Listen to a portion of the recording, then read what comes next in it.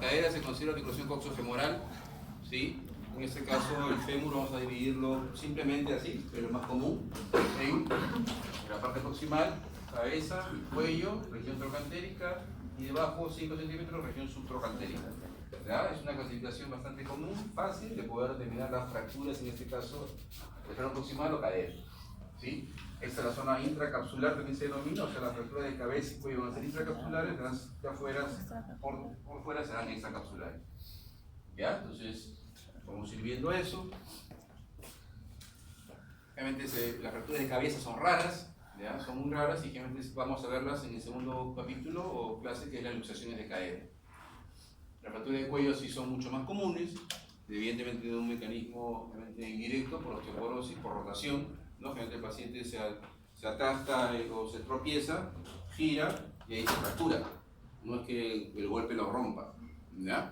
Pero las fracturas de cuello son por mecanismo de torsión indirecto, por mecanismo de baja energía, por osteoporosis, o sea, fractura patológica, y son de manera quirúrgica. Esa es la importancia de, ¿no?, la parte vascular, ¿no? Siempre es importante, y ahí existe el riesgo, ¿no? Cuando hay fracturas de cuello femoral, tenemos riesgos de ¿qué? Necrosis de la cabeza. ¿Bien? Fuerte.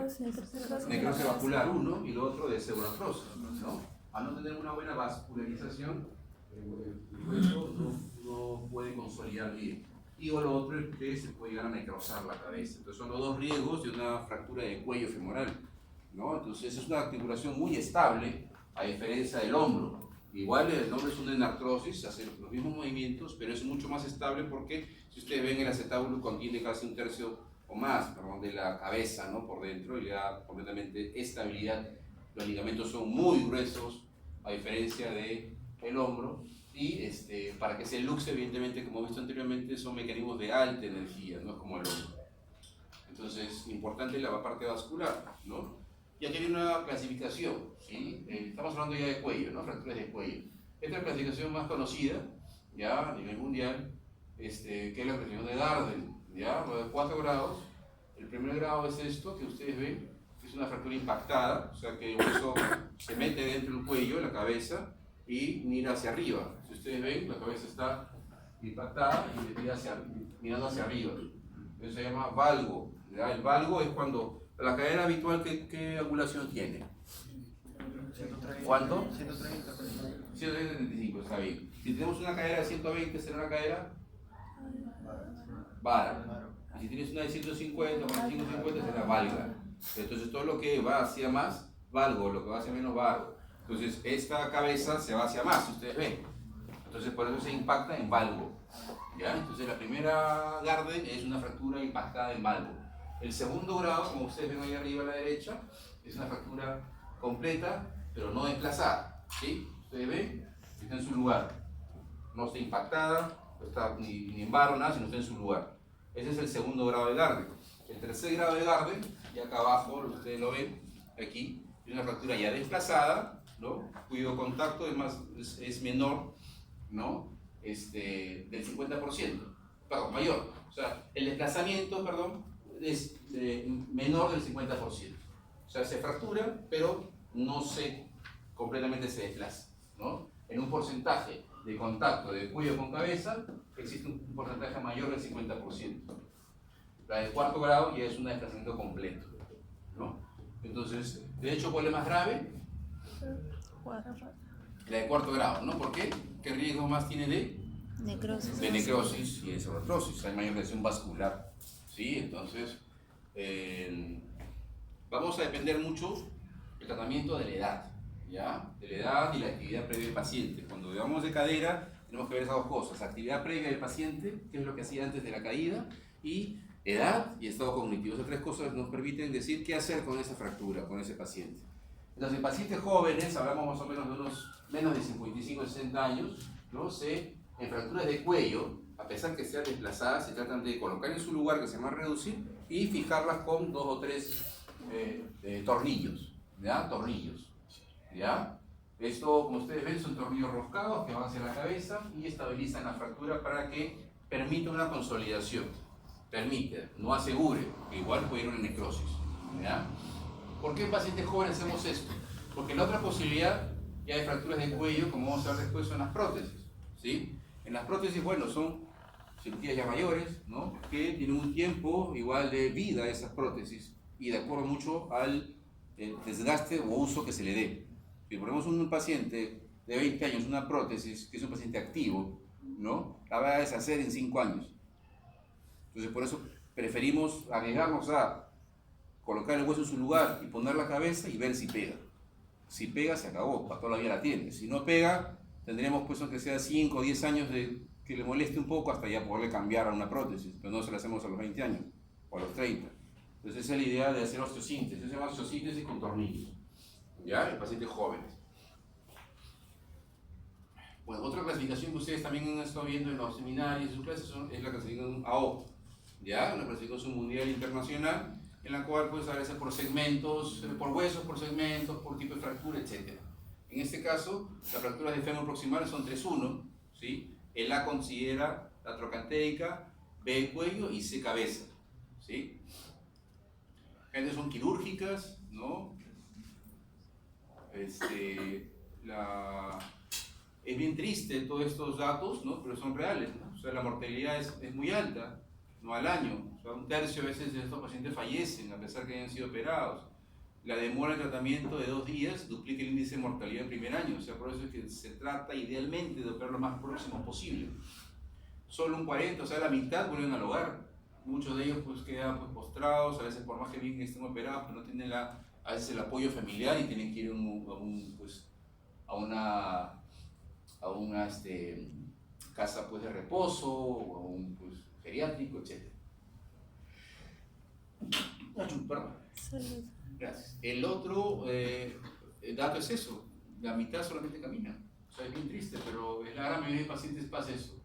Es el de osteoporosis que más nos importa en esto, o es la causa de.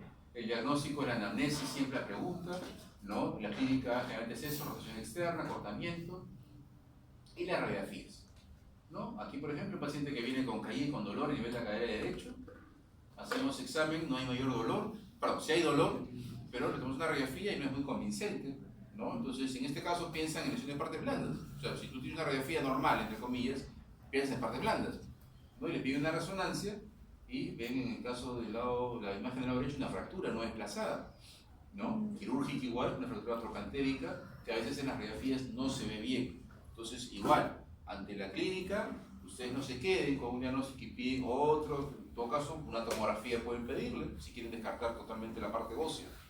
¿Sí? Pero la clínica manda. Bueno, esta es la fractura trocantérica, ¿sí? ¿No? Esta es la clasificación AO de las fracturas trocantéricas, ¿no? 3-1A es trocánter, ¿sí? Y ahí viene la subclasificación. Con que ustedes sepan este primer número es suficiente. O sea, el A1 son fracturas simples que ustedes ven, de trazo único, ¿sí? Que se consideran estables, ¿sí? Porque son trazos únicos que una vez que se opera, se queda en su lugar. Ya, las A2 y A3 son inestables. La diferencia entre esto y esto es que esto tiene un compromiso interno, o sea, la parte interna y la parte también posterior, ¿sí? La parte interna o medial, que es el trocante menor, y la parte posterior. Y las de A3 son trazos, como ustedes ven, por decir trazos raros, que se llaman trazos invertidos, ¿sí? Que comienzan aquí y se van para abajo. Que a veces no tocan el trocante mayor, pero sí se ubican en la región trocantérica, ¿sí? Estos son de tipo A3, ¿sí? Entonces 3-1A1, 3-1A2, 3-1A3, ¿ya? Fracturas trocantéricas. También tienen que ver con osteoporosis y con caídas. Entonces, ¿qué tipo de tratamiento se le puede dar a estas fracturas? Este es uno, por ejemplo, que se denomina el DHS, como aquí de arriba lo ven. ¿Sí? Esto también en las clases lo estamos viendo siempre, en sus seminarios también van a verlo, ¿no? Son sistemas de osteosíntesis, ¿no? Que permiten que se reduzca el hueso en su lugar y se coloque una placa con tornillo. Otro acá, ya está hecho. Otro esto, ¿no? Que son los clavos proximales de fémur, ¿no? Para también fracturas trocantéricas, ¿no? Entonces este es un caso típico. Hoy día en el hospital hemos visto esta cirugía hoy día, ¿sí? Entonces este mismo clavo se ha colocado, ¿sí? Entonces es una fractura, una forma de tratar, ¿no? Las fracturas trocantéricas con clavos proximales de fémur. También denominamos clavos gamma, ¿no? O clavos proximales de fémur.